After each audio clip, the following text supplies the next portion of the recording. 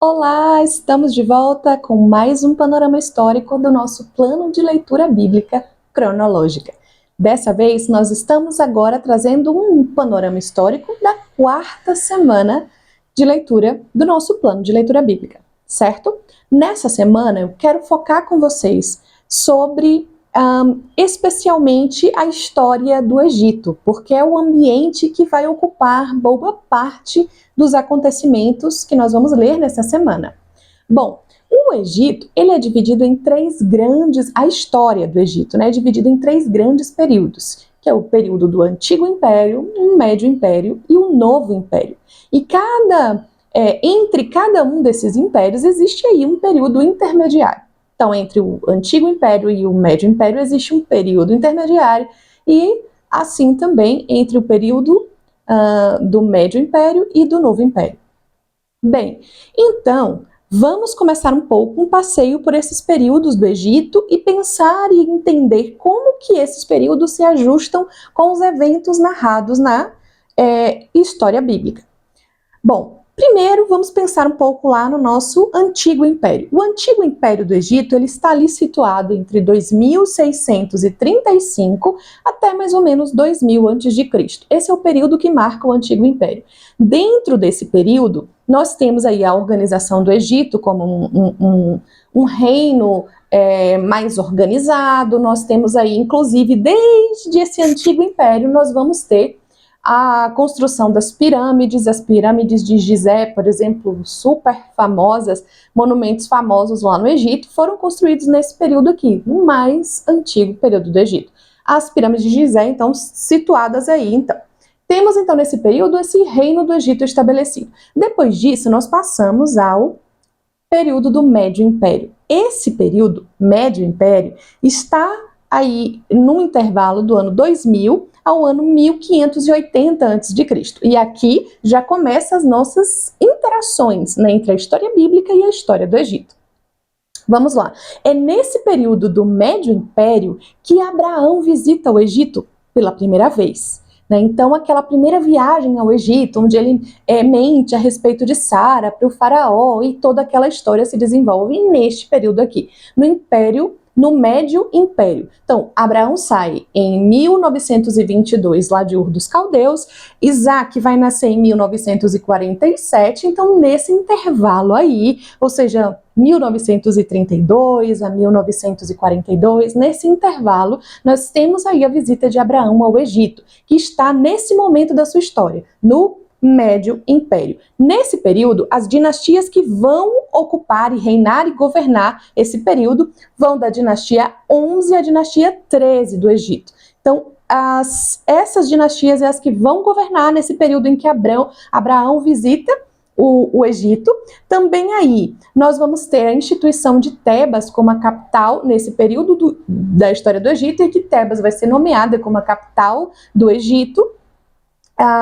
Vamos ver também aí nesse momento em que Abraão visita o Egito, nós vamos ter a divisão do mundo antigo em duas grandes potências. Então vamos ter uma potência situada lá na Suméria, com ali aquele reino sumério vai simbolizar uma grande potência desse mundo antigo. Lá nós vamos ter a Babilônia, lá nós vamos ter Padã Aram, nós vamos ter Ur dos Caldeus, que era uma grande cidade. Já falamos aqui em outros panoramas históricos de semanas anteriores a respeito dessas grandes cidades lá da Suméria, da Mesopotâmia. Então, temos essa potência que estava ali na Suméria, entre os povos sumérios, e temos também o Egito, que vai ser agora uma potência se formando, né, em plena ascensão. Nós vamos ter aqui, nesse período do Médio Império, período que Abraão vai ao Egito. Uma coisa interessante também a respeito da geografia e do Egito, e que vai criar conexões entre a história de Canaã e a história do Egito, é o fato de que o Egito ele tem uma um volume, né, um abastecimento de água muito seguro por causa do rio Nilo. Então, é um rio que mesmo nos períodos de seca, de estiagem do ano, ele permanece ali funcional para oferecer à população ali todo o recurso hídrico que é necessário para a cidade continuar funcionando, para abastecer as casas, para irrigar as plantações, para fazer as coisas continuarem funcionando. Em Canaã é o contrário. Em Canaã, existem muitos rios temporários, né? Aqueles rios intermitentes, que durante o período de cheia estão ali bem, e tem outros momentos do ano em que o rio está mais abaixo do nível e já não é mais suficiente para poder abastecer a população. Vemos, inclusive, na história bíblica, alguns desses momentos, como, por exemplo, aquele período que Eliseu está lá, né, com... Elias está lá naquela seca, ele fica ali, né, perto de um rio, mas aí daqui a pouco o rio seca e ele vai para uma outra cidade ser sustentado ali pela viúva. Então, essa circunstância é algo que é comum acontecer na região de Canaã, porque tem a hidrografia mais miserável, vamos dizer assim, do mundo, né, a mais pobre do mundo. Então, em contraste, nós vemos essa fartura hídrica lá no Egito. E por causa disso, nós vamos ver esse movimento frequente de cananeus indo ao Egito para serem abastecidos, né? Então a gente vê que acontece isso no tempo de Abraão, ele vai ao Egito exatamente por causa da fome, por causa da seca, e vamos ver outros momentos também. Há outro momento de seca e de fome na vida de Isaac, mas que Deus dá a ele uma palavra a respeito disso. Olha, não vai, não é para você ir para o Egito, mas foi o primeiro pensamento dele, porque era a coisa mais lógica, mais comum a se fazer naquele período, exatamente por conta dessa geografia. Entendido isso, vamos avançar um pouco aqui mais na nossa história dos períodos do Egito. Então, saímos do período do Médio Império e vamos entrar em um período intermediário entre o Médio Império e o Novo Império. Então, nesse período, ele está ali situado em 1785 a 1555 a.C. Então, de 1785 a 1555. Esse é o período intermediário. E nesse momento, vão acontecer algumas disputas de poder dentro do governo ali do Egito. E aí a gente vai ter a invasão de Ixos, né, de povos Ixos. Quem são esses povos? São povos de origem asiática que estão ali também buscando essa abundância hídrica, essa fartura que existe ali naquele, né, ali em torno do Nilo, e eles estão em busca disso e vão acabar ocupando parte do Egito. Então, o reino, dentro desse período, o reino vai ser dividido aí, né? Já era dividido entre Baixo Egito e Alto Egito, nós já falamos sobre isso, mas agora o Alto Egito vai ser dominado pelos Ixos. Então, vamos ter basicamente dois reinos aqui, né? O reino do Alto Egito, que fica ao sul, já falamos sobre isso também. O Alto Egito fica na região sul do Egito, e aqui os Ixos vão dominar e vão estabelecer Ávaris como a capital aqui dessa parte do reino. E no norte do reino, vamos ter o Baixo Egito, que vai ser dominado pelos faraós, como de costume. Seguimos aí com as dinastias 14 a 17, agora nesse período intermediário, dinastias 14 a 17, governando aqui nesse Baixo Egito, parte norte do Egito, que tem a capital ainda aí, Tebas. É nesse período que nós vamos ter o momento em que José é vendido para o Egito. É nesse período da história, é nesse recorte, num período intermediário entre o Médio Império e o Novo Império. Bem, estamos aqui, nesse espaço, nesse momento. Então, José é vendido como escravo no ano 1728 a.C. É exatamente aí, nesse intervalo da dominação dos povos Ixos. Isso está acontecendo lá no Alto Egito, parte sul do Egito, e lá no norte. A gente vai continuar com as dinastias aí dos faraós, tentando se manter e se estabelecer lá e expandir e dominar novamente toda a área e o território do Egito, inclusive essa parte aí dos Ixos. Mas isso só vai acontecer lá no Novo Império. tá? E aí, depois disso, nós vamos ter um outro evento que vai marcar um momento de transição. Na verdade, já dentro do novo império, iniciando o novo império, que está aqui demarcado entre 1580 e 1085 a.C., aqui o novo império, é nesse momento que nós vamos ter o êxodo, é nesse momento que nós vamos ter a saída do povo do Egito, o levantamento de Moisés. Então, isso vai acontecer, o êxodo vai acontecer em 1491 a.C. e vai criar uma revolução dentro do Egito. Então, se pensa assim, qual que foi o faraó mesmo que estava no poder quando Moisés tirou o povo do Egito? Que faraó era esse? Existem duas teorias, né? Os estudiosos aí se dividem na opinião de que podem ter sido dois faraós. Um é o Ramsés, e o outro é o Amenhotep II. O Amenhotep II tem aí uma inscrição egípcia que chama Estela dos Sonhos, e nessa inscrição está lá registrado que um primogênito de Amenhotep II, que seria Amenhotep III, ele morreu. Então, atribui-se essa inscrição ao fato daquele primogênito do faraó que morreu durante as pragas, né? A última praga do Egito. Então, existe essa possibilidade de que tenha sido Ramsés ou Amenhotep II, que tenha sido crescido, né, com Moisés e sido o faraó com quem ele faz toda aquela disputa e luta para retirar os hebreus ali do governo, do domínio dos egípcios. Bem, estamos aí então no iniciozinho do novo império. E aqui há uma coisa interessante da gente pensar ainda na sequência da história do Egito, é que esqueci de dizer uma coisa para vocês aqui interessante também.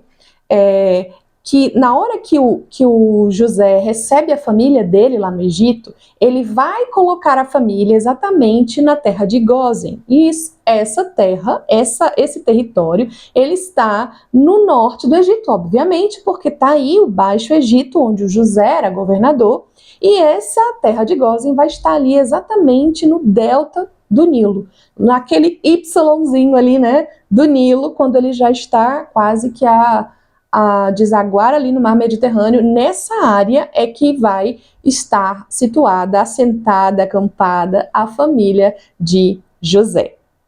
Nós vamos ver isso nas leituras dessa semana. E agora, adiantando um pouquinho a nossa história, nós estamos lá no Novo Império, Moisés já retirou o povo, os hebreus do Egito, e agora um novo momento começa para o Egito também, porque eles, enfim, vão conseguir fazer aí oposição aos Hicsos e vai se começar um período novo dentro do Egito. E esse período ele vai ser governado pelas dinastias 18 a 20, né? 18ª a 20ª dinastia. E entre essas dinastias, uma das primeiras ali no início desse período é o Amenhotep IV e a Nefertiti, que são figuras assim bastante conhecidas da história do Egito. Eles reinaram, né, governaram no Egito em 1353 a.C., portanto, depois, né, aí, um pouco depois do êxodo do povo hebreu do Egito. E há uma característica interessante, que é o fato desses dois aí reis, né, faraós, aí vamos dizer, o faraó e a Nefertiti, eles são os únicos governantes do Egito que são monoteístas. E isso, acredita-se, deve-se possivelmente à influência de todo aquele drama que foi vivido pelo Egito na disputa com o Deus dos hebreus. Então, assim, logo depois de toda essa história, depois de todo esse desenrolar, temos então um faraó que é monoteísta, o que é totalmente atípico no Egito, né? Sabe-se há muito que o Egito é politeísta e que eles têm deuses diversos, né? Muitas figuras sagradas, míticas, estão reservadas ao Egito, e esse faraó decide ser monoteísta, talvez por influência aí desse episódio, desse momento da história que o Egito viveu com os hebreus e o Deus dos hebreus. Uma coisa importante a se dizer é que eles não eram monoteístas porque adoravam a Deus. Eles adoravam o Deus Atol, né, o Sol, o Deus Sol. Mas eram monoteístas, o que já é uma grande virada em relação de pensamento, de cosmovisão, de religiosidade, em relação àquilo que era a prática do Egito. Inclusive, os faraós seguintes vão voltar a ser politeístas, apenas eles ficam com essa perspectiva do monoteísmo como a sua religião, a sua devoção. Dito isso, passado por esse panorama aqui que nós temos em relação ao Egito, eu quero falar agora um pouco sobre as rotas de viagem, né, numa perspectiva aí da geografia, daquilo que nós vamos ler durante essa semana. Então, a primeira rota que nós vamos acompanhar é a rota de Jacó, saindo de Aram e voltando para Canaã. Então, chega lá o tempo em que ele sente que já não é tão bem quisto ali em Aram pelo tio Labão, pelos primos, há uma certa resistência a Jacó, e ele também ouve a voz de Deus que o encaminha de volta para casa, de volta para Canaã, e ele então vai fazer esse percurso. Ele sai de Aram, lembra, Aram está na região aqui, né, mais ao norte, e lá ele vai descer em direção a Canaã, que está mais ao sul de Aram. Então, esse caminho, ele vai fazer, nesse caminho, algumas paradas, né? Primeira parada vai ser acampar ali em Gileade, nas montanhas de Gileade. E é nesse lugar, no meio do caminho ali em Gileade, ainda do lado leste do Jordão, né? Ainda estamos mais aqui à direita do Jordão. Então, ali ele vai se encontrar com Labão, vai ter aquele tribunal, né? Na verdade, aquela disputa ali bem jurídica entre Labão e Jacó, e eles vão, por fim, fazer a aliança, estabelecer ali uma coluna, né? E um memorial, estabelecendo uma aliança, um pacto entre os arameus e os israelitas, né? E os hebreus. Então, representados ali por Labão e Jacó. Então, esse monumento é estabelecido, levantado, erguido ali em Gileade. Depois disso, Jacó segue a sua viagem e vai atravessar o Val do Jaboque. E então ele vai viver Peniel, né? Aquele lugar que ele atravessa o Val do Jaboque, então tem aquele momento da luta dele com Deus, que ele vai nomear de Peniel. Então, isso vai ser ali próximo, um pouco antes, né, do Val do Jaboque. Ele atravessa a família e fica do lado, né, do outro lado da margem, para poder passar um tempo ali para se preparar para o grande encontro com o irmão, e então ali ele vai ter essa experiência de lutar com Deus. E a gente vai ver mais, vamos nos debruçar bastante sobre isso lá no nosso guia de estudos.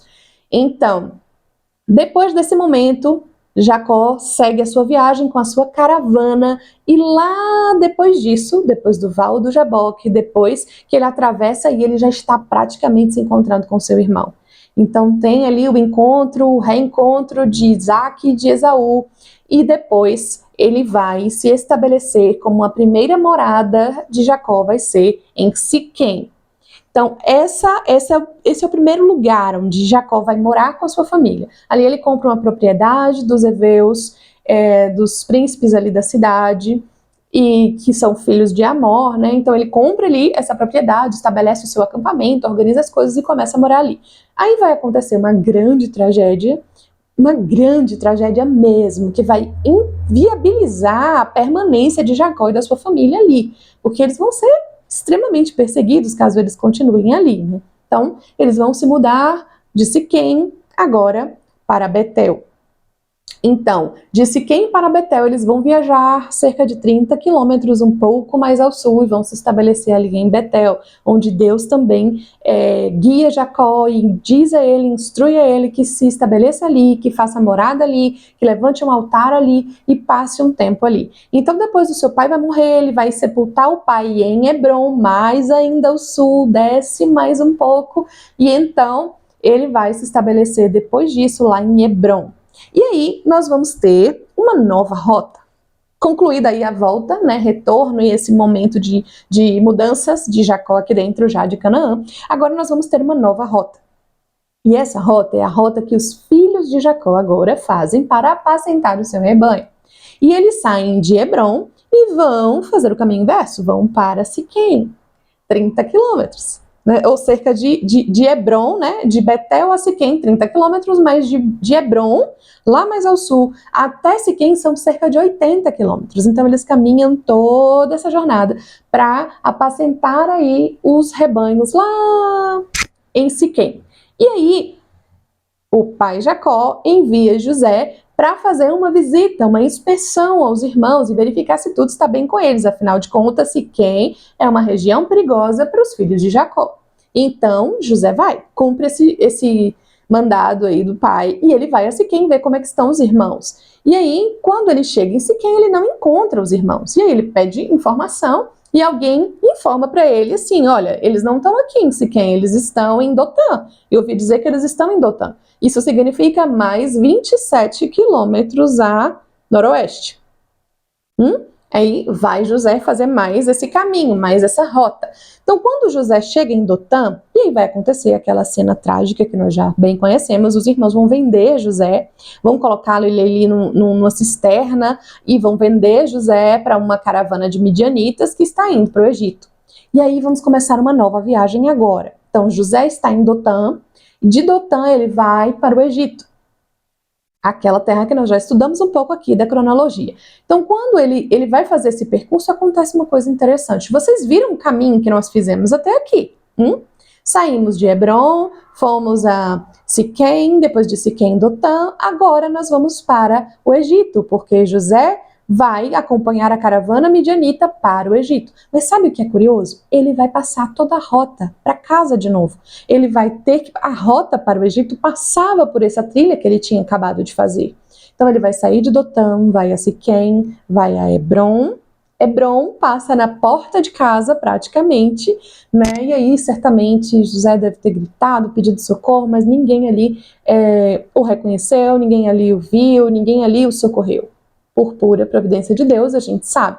Mas imagine a angústia de José, né? Passando pelas ruas familiares, pelas estradas que ele já havia passado como o filho do pai, querido do pai, agora fazendo e refazendo aquele caminho como escravo, até que ele chega ao Egito e a história vai se desenrolar, como nós já vimos agora, podemos encaixar essas rotas que vimos na história que nós passamos aqui sobre os períodos do Egito. Bem, eu espero que esse panorama tenha ajudado você a mergulhar mais fundo aí na história bíblica que nós estamos lendo nessa quarta semana do nosso plano de leitura bíblica cronológica. E na semana que vem eu volto com mais um panorama histórico do nosso plano de leitura. Eu espero você!